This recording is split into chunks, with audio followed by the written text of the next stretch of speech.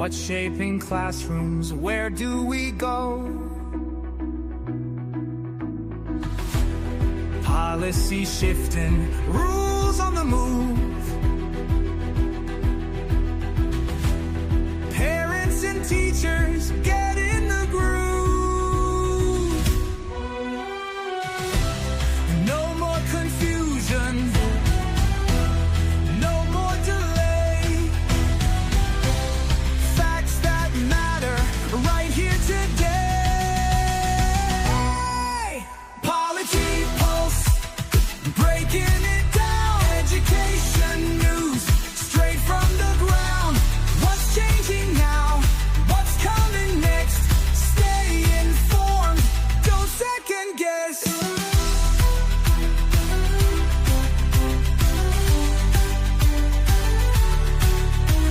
Decisions are made, the future's at stake. Let's get the facts, there's too much at play. This is Policy Pulse, Education Edition.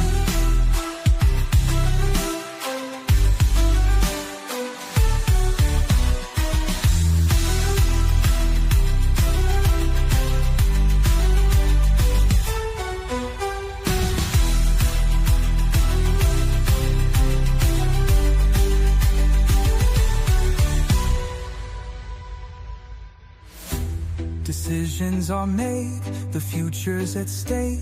Let's get the facts, there's too much at play. This is Policy Pulse, Education Edition.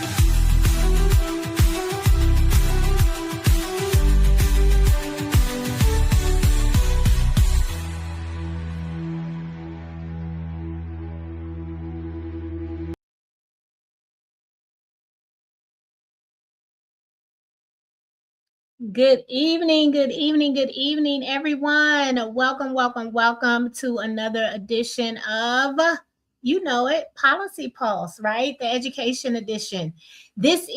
I'm so excited. I know we're getting started a little later than we normally do, and I do apologize.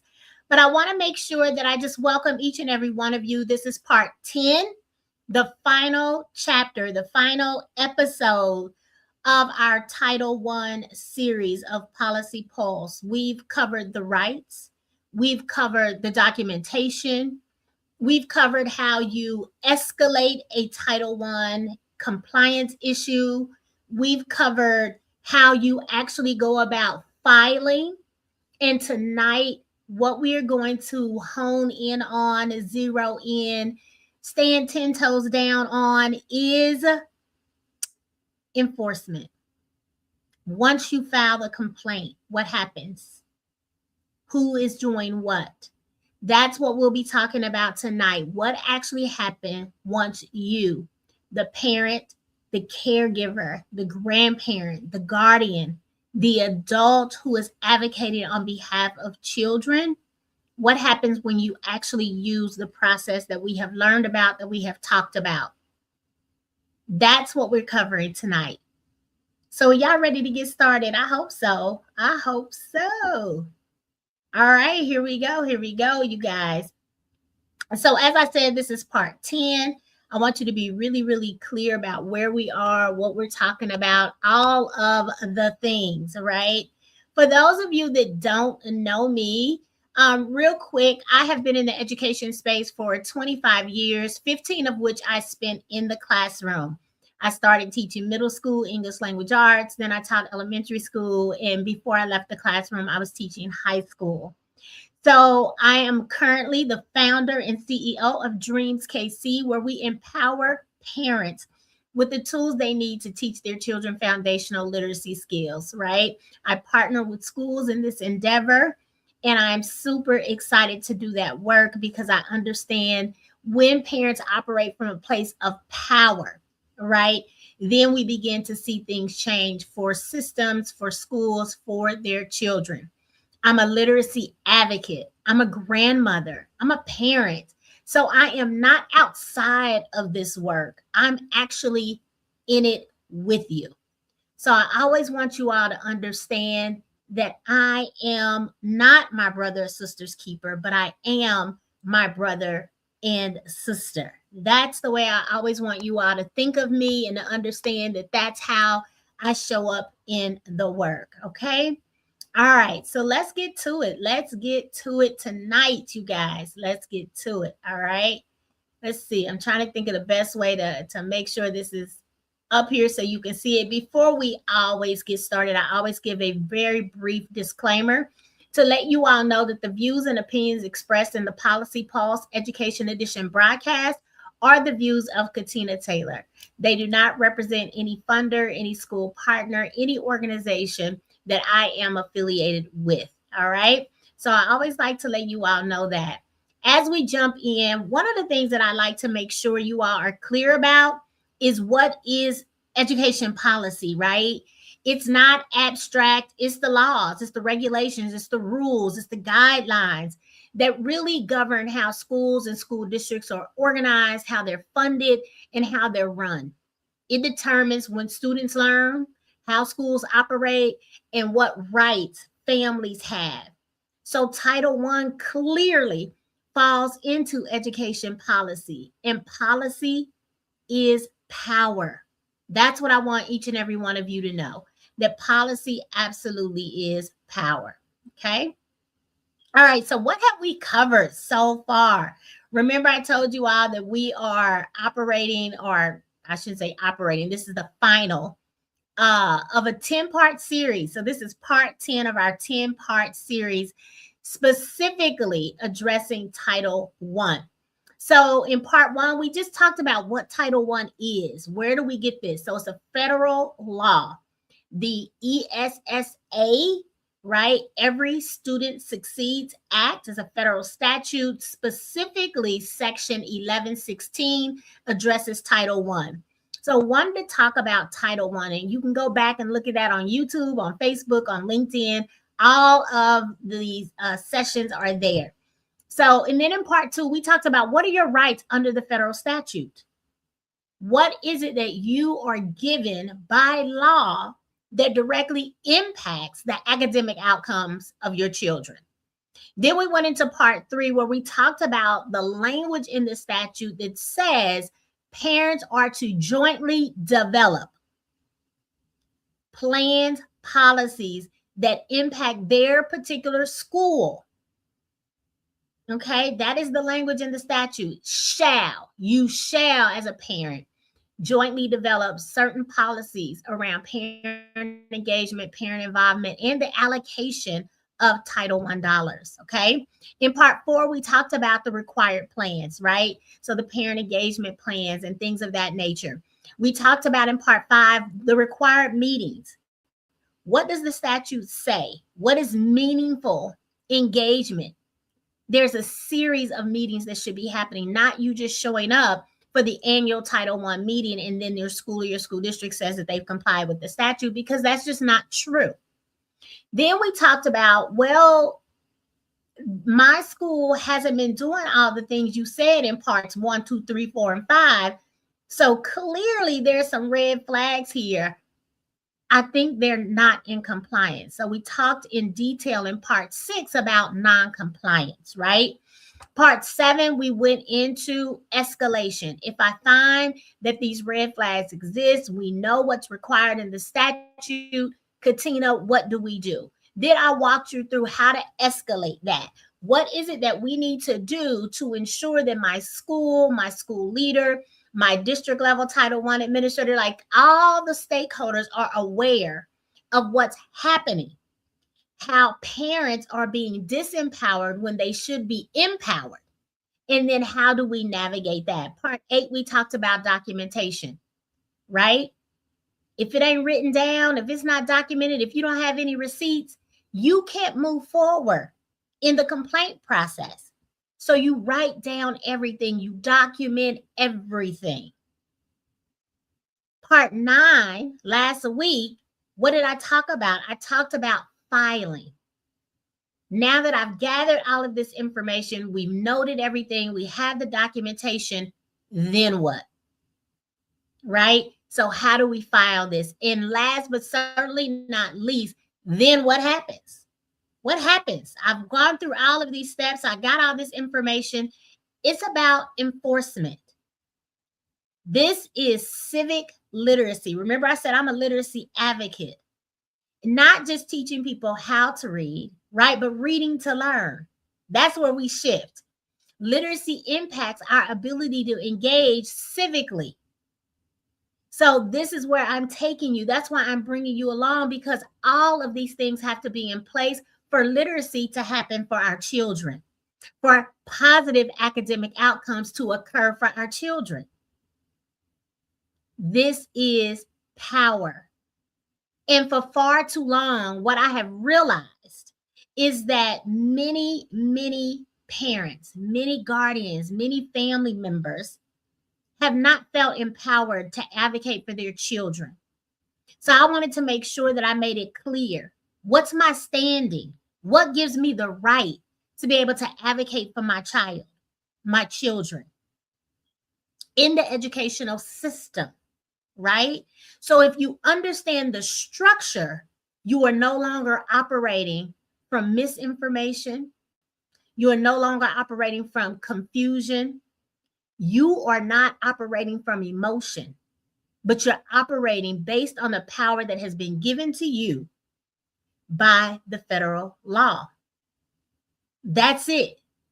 That's what we're here to talk about tonight. All right. So I just want to make sure we're really clear on where we are, where we're going, where we've been, you guys. And I'll tell you that even though this is the last session, part 10 of the 10-part series, the work does not end. And we'll talk about that. So tonight really is about power, process, and protection, right? When you file, what happens next? That's what it is. It's filing the Title I complaint, because that's just the beginning. And then what? That means you still have to show up at the meeting. You still have to send the emails. You still have to organize and get other family members, other families within your school environment, your district involved and engaged. We have to work together. Remember last week I said 1 is good. You don't have to have permission to file, but 10 is better. And I mean that figuratively, right? You want to go fast, you go alone. You want to go far, you go together. That's the notion here that we're talking about. All right. So I want to make sure that you guys are extremely clear of where we're going, where we've been, and all the good things. All right. So I want you to be really clear about something before we move forward. And that's simply this. Once you file your complaint, systems begin to move in ways that they didn't before. But they don't move, as I've said before, and I'll keep repeating it, they don't move emotionally. They move procedurally. They do not move emotionally, they move procedurally. And I need you to sit with that, because it is emotional when we talk about the academic achievement of our children. These are our most precious gifts in the world. So when it comes to our children, we get real emotional real quick. But we need to take a deep breath. We need to take a step back and we say, no, we're going to follow the procedure to ensure that my children get what they need. I will operate in the power that has been given to me. And I'm going to follow the procedure so no one can stand and say, I didn't. And therefore, they can give pushback. So I want you all to be really clear about this, okay? This is not about emotion. This is about procedure. So what actually does happen after you file, right? What actually does happen after you file? So I will tell you, the first thing that happens is that the complaint, you take it down to, you can do a couple of things, right? So you've gone to your school principal. No resolve. You've gone to the district Title I administrator. maybe no resolve. Now, if you're in a charter, the structure may be different. That may mean you went to the principal or the executive director. You might need to escalate to the board. But they should be able to tell you, because remember what we talked about is they should have a complaint process in writing to tell us how to navigate it, who to go to and when. So you file the complaint is logged. They timestamp it just like if you were to go turn something in at the courthouse. That's the acknowledgement. You want a copy of that complaint with that timestamp on it, right? If you email it, keep that email you'll send. You know when it was sent. And then some email tools, when they open it up and read it, you can set it up where you know they read it, just like a text message, right? They should send you something back saying, hey, we acknowledge it. We've received this on this day at this time. Now, internally, you won't see this, but questions going to start being asked because someone is going to want to know, how is it that we find ourselves in a position where someone is filing a complaint, right? So they start the internal review process. And they're going to look at everything that you've given them. All of your documentation is going to be examined, looked over, read, highlighted, underlined. They're going to do everything to try to follow the trail. What has occurred here? What red flags? They may go to their legal department for some advice, for some support. And I will tell you, they are required to give you a written response. This is when this becomes a legal document, not just a conversation. This is a legal matter, not just a complaint. People understand and know after you've done all of this documentation, hey, she's serious about things. He's serious about things. They are, as a collective, this group of parents are serious. And they then know that they have to respond to you in a certain way. Okay? So I want you to be really, really clear about that. Behind the scenes, things get moving. They're going to have meetings. They're going to start asking some questions. Somebody's going to want to know, how do we get here? And that's okay. In the meantime, you keep doing what you've been doing, right? I want you to be really, really clear about that. You keep doing what you've been doing. You're going to the meetings, you're asking the questions, you're documenting everything. Okay? They got to also be doing some things like pulling emails. If you said you sent an email on a certain time, a certain day, all the things in your documentation, they're going to go back and look at those emails. They're going to be reviewing their policies. Where a policy says this, why wasn't this done? Who didn't understand what needed to happen? You're going to say there was only the annual Title I meeting. If a principal or someone else said, no, we have multiple meetings, they're going to be checking meeting minutes. Were you there? They're going to audit compliance documents. Schools are required to turn in certain documents to show compliance. So at the district level or the state level, we're going to start looking at these compliance documents because you said you did X, Y, and Z to show you were in compliance. Did you really? Let us take a look. Last but certainly not least, they're going to look at that federal statute. What does ESSA section 1116 say? This is serious. This is structured. It is not personal. They're going to dissect your claim as if you were in court. As if you had a car accident and somebody trying to figure out who's at fault. Everything is going to be dissected. That's why we want to be honest. We want to be upfront. We want to have receipts at all times. So I want you all to be really, really clear about that. Okay? All right, let's keep moving, y'all. So you say, all right, Katina, they're doing all this stuff in the background. Then what? And we've talked about some of these things before. So I want you to be really, really clear about what can happen next. So possible outcomes can be corrective action plans. Maybe they look at their policy. Somebody wasn't trained correctly or wasn't written clearly. They may have to revise their policies. Staff training. Is this a new principal? Is this a new Title I coordinator? Have they been trained effectively? State monitoring. State gets involved. Hey, this seems to have been going on for some time now. So maybe we need to come in and monitor and support you as a school district, as an individual school. And I will tell you, and I've told you before, funding then is at risk. And I would hate for any school or school district to lose their funding. What I hate more, though, is that parents aren't given an opportunity to fully engage and participate in the way that the law says. And because of that, perhaps, academic outcomes for children suffer. So let me be really clear. I don't like to, and I hope you don't want to protect power, position, and paychecks. We are all here to serve the needs of children, and that's who we should be protecting. If it's at the state level, they're going to have formal findings. We've looked at all the information. We looked at all the documentation. We reviewed everything.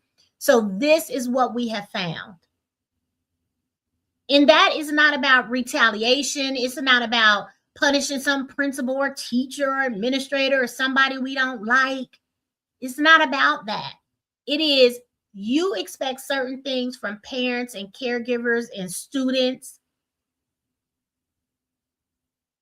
And we also expect something from you. This is what we call regulatory enforcement. Okay? We got rules and regulations that dictate how we move. And this is just enforcement of the rules and regulations that we already have in place. Compliance is not optional. And that's what I need people to understand. I need parents, you all first and foremost. People don't get to pick and choose. We see that enough. It's federal law. And it's extremely, extremely important right now, more than ever, for a lot of reasons, for us to ensure that it's followed. So I want you to be really, really clear about that, okay? All right, let's keep it moving, y'all. Let's keep it moving. I feel like we're moving really fast, right? All right, so what should you expect? What should you expect? This is it. I want you to be really realistic about this, okay? It's going to take some time. I would like to say you're going to file a complaint. They're going to do all their internal things, and they're going to get back to you lickety-split. They will not, okay? Right? It's a process. It takes time. 30 days, 60 days, 90 days. It should be in that complaint process how many days it will take them to get back to you. The response will be formal, so understand that. It's going to have a good cover letter and all the details. It might have some legal lingo in there, things that we might have to look up and really delve into to really understand, what are you really saying? Speak English. It will cite policy. Our policy says this, and this is how we complied or did not comply. And they should be responding in writing. Systems respond in writing, just like we form complaints or file complaints in writing. Because just like paper protects parents, paper protects systems too. So we have to be really, really clear about that. That's what you can expect. So then what do I want you not to do? What are we not going to do? Okay. Once we have filed this complaint, what is it that we are not going to do? We are not going to escalate because we haven't heard from them in 3 days. We already know it's going to take them some time. There's a process, right? We're dealing with a machine, institutions. So don't escalate emotionally. Don't get upset because it's taking them a little while. Don't post prematurely. Don't go on a social media rampage. If you're having meetings with families and things like that, that's great. Go ahead and do that. But we're not posting on social media prematurely. And don't abandon your documentation. Continue to document everything, because you don't know if you'll need it. Did something shift? Did something change? We need to be aware of that. Don't stop communicating and writing at all. Everything. Remember, paper protects parents. If it's not in writing, it did not happen. You stay disciplined, you stay documented, and you stay calm. Let me say it again. You stay disciplined, you stay documented, you stay calm. That's what we're doing even after we file. We stay the course because our children are worth it. We stay the course because we want to shift a system. We stay the course because our children's academic outcomes are directly tied to our involvement, our engagement, allocation of funds, all of the things. So I need you all to understand and be aware of that. Okay? All right. We're going to keep it moving, y'all. We're going to keep it moving. We're making really good time actually tonight. I'm happy. I'm happy about that. Because you all, if you haven't been with me before for Policy Pulse, we try to stay 45 minutes to an hour. Early on, we went significantly over, but I really have kind of reeled it in and got us where we need to be. So I'm really excited about that, happy about that, because I don't want to keep you all in the evenings at all. So one of the things I want you to be aware of also is that federal law prohibits retaliation. So, because that's a real concern, right? We're dealing with human beings that may feel personally attacked, even though that's not what this is, right? They may get in their feelings, may hit them. They may already be on the ropes about something else. And because of that, maybe your child is getting some fallout. Maybe something's happening in a way that didn't happen before. And the only difference is that now my name is on this report. But let me be clear, and I want you to hear me and hear me well, that federal law prohibits retaliation. You cannot be legally punished in any shape, form, or fashion for filing a complaint, for escalating, for asking for documentation, for participating in compliance processes. So you say, Katina, I know that that's what the law says, but what if retaliation occurs? That's another violation. You write it down, you document it. Then we're speaking to board members. We're speaking to state officials, because we have a state board of education. We have the Department of Elementary and Secondary Education. Immediately, you document it and you report it immediately. Okay? I want you to be really, really clear about that and understand and know that you do not need permission to use, to activate, to stand on, to require your rights. You don't need permission. And I need you all to understand that. This is empowering information. Remember, I said last week, this is some information people don't want you to know. But I do, because I understand what it means to be civically engaged and empowered to advocate and work on behalf of children. And we can't do it alone. It takes all of us. So I want us to be really, really clear about that. Okay? All right. So let us keep going, y'all. Let us keep going. Let us keep going. So the bigger picture is simple, really.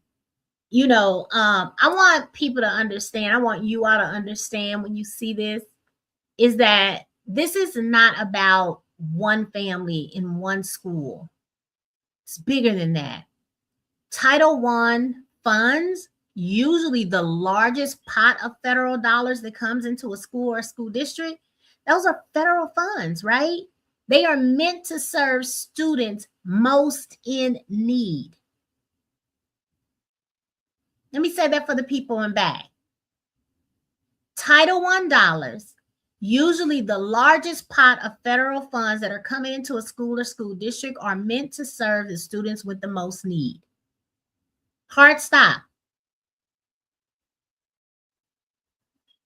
Parent engagement is mandated. And compliance protects equity. This isn't about being difficult. It's about protecting opportunity. That's what it's about. So I want you all to hear me when I say that. And I'm going to say it again for the people in the back. Okay? Title I funds usually are the largest pot of federal dollars that come to a school or a school district. And they are meant to serve students most in need. Parent engagement is mandated, and compliance protects equity. This isn't about being difficult. It's about walking and operating in your power, advocating for your children, and protecting opportunity. That's what it's about. So I want you all to be really, really clear about that. All right? So here's what you need to do. You say, what's next? What we got to do? What we got to do, Katina? Well, I'm going to tell you, right? You need read the policy. Ask for the policies and read them. If you need help, you don't understand them, once you get them, reach out. Contact me. I'll help you. Or another parent that you trust. Attend the meetings, PTA meetings, PTO meetings, school advisory councils, SAC, S-A-C, or DAC, district advisory council meetings, school board meetings, Title I meetings. If your school has a monthly parent meeting, go. And I get that we are limited on time. We have a lot of responsibilities, but the question I will put forth is, are your children worth it? They are. As are you. Because this has been going on a long time. So if someone dropped the ball or our parents weren't informed, weren't educated, weren't empowered to act on our behalf, we now are empowered. We now are educated. We now know and have the information we need to advocate for our children or our grandchildren. You're going to ask questions respectfully. You're going to document concerns, and you're going to follow the formal process that is in place. That's what you're going to do. And I'm going to tell you real quick, systems do not change because you complain. We've been complaining about a lot of things for a long time, and systems have yet to change. But systems change when you start documenting things. Systems change when you put it on paper and you file it. Systems change when we are consistent and people see that we are not moving. This Black History Month, y'all, we already have a blueprint for mobilizing and organizing. We just need to follow it, reactivate it, right? That's all we need to do. We're not new to this. We're true to this. So that's what it is. That's what we need to be doing. And I want you, again, 1 is okay. 10 is better. So who else? You've watched 10 parts to this series.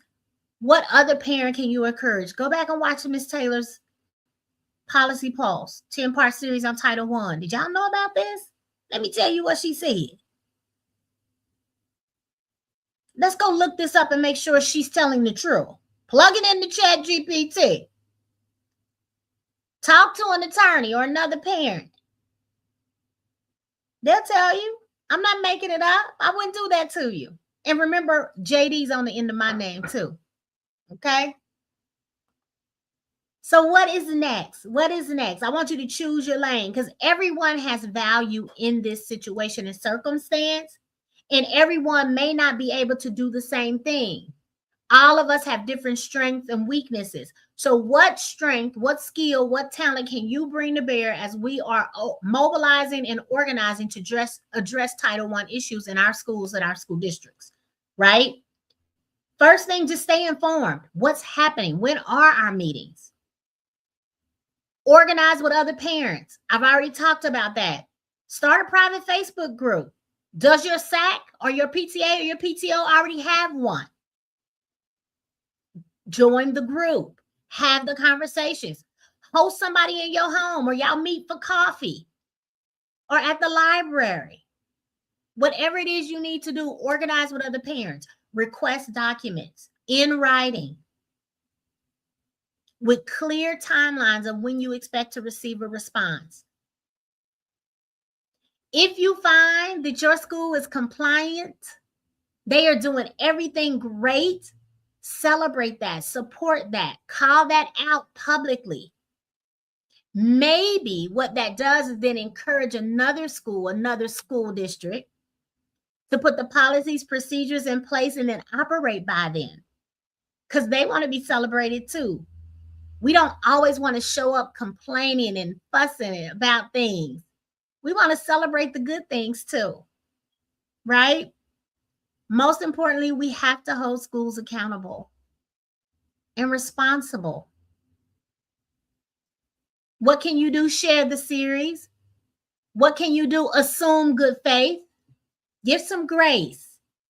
Maybe an individual hasn't been given all of the rules, the regulations, the policies, the procedures to be compliant. Maybe they thought, oh, I thought we were doing it right. So assume good faith. Whew, that's hard sometimes. But what I often say to my son, and I'll say it to you all as well, is this. Grant people the same level of grace that you need them to grant you, because we are all fallible. We all can make mistakes, personally and or professionally. We're human beings. We're not going to always get it right. So when you assume good faith, what you're doing is you're granting grace. We all require accountability. So I want you all to understand that, right? You can be firm. You can be assertive without being aggressive and mean, right? You can hold people accountable and responsible without being confrontational and disrespectful. So I want us to be really, really clear about that. We are navigating processes, procedures, institutions, and systems. So I will tell you this. I'm so excited. That's all the information I have for you all tonight. But I don't want you to get off. Don't get off. Screenshot this if you need to. You don't even need to see me. I'm putting it up there on the screen. What happens next, very simply, can I talk today? Is we are going to have a follow-up. A lot of people go, okay, well, you did this 10-part series. What's next? We are having a parent rights briefing, specifically about navigating Title I. I told you I'm still here. I will be here to support. I'm not going anywhere, because remember, I have grandchildren in schools as well. So you can scan the QR code or you can use the link that is up there. Either way is fine. It will take you to the registration page. No one will be admitted if they haven't registered. You will, once you register, you will get the link to attend the parents' rights briefing, right? I'm not going to leave you out here by yourself. I promise you I'm not. So the series does end tonight. But as I said, the work does not. The work does not. So you may be saying, well, when is the briefing? Well, I'll tell you. It is Tuesday, March 3rd, 2026. Of course, on this slide, you still have the link. You still have the QR code. It's going to be via Zoom. It's at 6 p.m. Central Standard Time. So if you are ready to move from awareness, which is what this series has been, to action, structured action. That's what I am doing. I am hosting the parents' rights briefing. Again, that's on March 3rd, right? 6 o'clock p.m. via Zoom. It is registration only. So if you do not register, you will not be admitted. And I want you all to understand that this is not about venting. This is not about an individual family. This is really about shifting systems and institutions and holding people accountable and responsible, right? So we are talking about navigating Title I with clarity and strategy. Again, that's going to be on March 3rd. That is 6 o'clock p.m. It's via Zoom. Again, you can register at the link. Matter of fact, I'm going to put the link in our comments so you guys will have it. Let me switch over, put that right there. Share that link with your PTA, your PTO, your SAC, your DAC, school administrators, Title I coordinators, district level leaders. Anybody can come as long as they register. Superintendents, school district legal folks, executive directors of schools, school board members, all are welcome because we want to collaborate to solve any non-compliance issues. This is not about targeting a particular school or a particular district or a particular person, right? That's not what this is. So I want us to be really, really clear about what we're doing, why we're doing, and how we are doing it. Just want you all to be really clear. Again, that is March 3rd, 6 o'clock p.m. via Zoom. You can register using the QR code. You can use the link that I put in the comments section. Feel free to share this information. I'll be posting a lot about this across all social media platforms. If you're on my email list, you'll get my emails to remind you all, to encourage you all, to organize, to mobilize so that we can address this issue, right? Again, this is not a public forum, so it's not a gripe session. We're not coming to vent. We're not doing any of that. It is structured. It is private in that you have to register in order to attend. It is lawful. We are allowed by law to do this, and it is collaborative by nature. So it really is designed for parents that are ready to assess compliance thoughtfully, strategically. That's what I want you all to understand. This is not about fighting, folks. I don't have the energy to fight. So I want you all to be really, really clear about that. I'm going to take myself off screen. Make sure you have this. You can screenshot it, right? You can jot down the information. And again, you'll be seeing more posts about this for sure.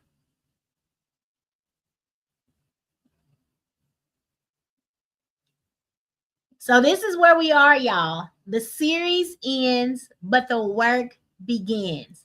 If you know anything about me, I always say that literacy is liberation. That stands on the words of Frederick Douglass. It says, once you learn to read, you are forever free. Policy is power. And I want you all to understand that you are partners in the education of your children. You are not spectators. Not at all. And that's how we have to operate. So while the series is ending, Policy Pulse is not ending. This is just a 10-part series focused on Title I. We will continue to talk about policies in Missouri. We'll talk about policies in Kansas. We'll also talk about national policies that have a direct impact on you and your children in the schools and school districts in which they find themselves. So understand and know every Thursday, Policy Pulse will continue. The Title I series is ending. But remember, even the Title I work continues. So you show up for the Parents' Rights briefing on March 3rd. Get registered for that, share that, encourage other folks to attend. Remember that you are partners in the education of your children. You should be treated as such. You are not spectators, right? So the goal, again, it's not conflict, it is clarity. And when clarity exists, we know who benefits. That's our students. That's our young people. So I thank you all so much for being here this evening. I really, really do. I thank you all that have been with me for every single session around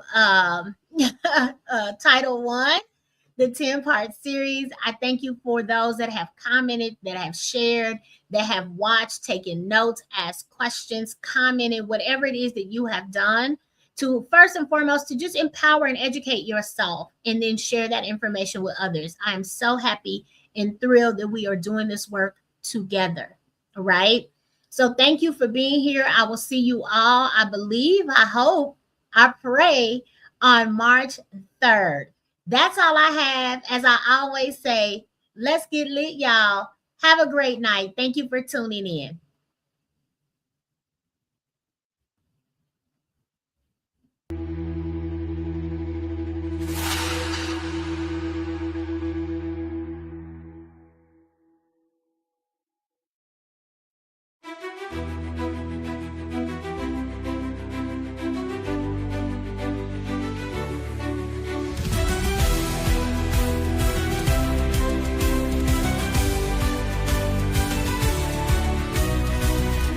Big changes in schools, it's time to know what's shaping classrooms, where do we go? Policy shifting, rules on the move. Parents and teachers get in the groove. No more confusion, no more delay. Facts that matter right here today. Polity Pulse, breaking it down. Education news, straight from the ground. What's changing now? What's coming next? Stay informed, don't second guess.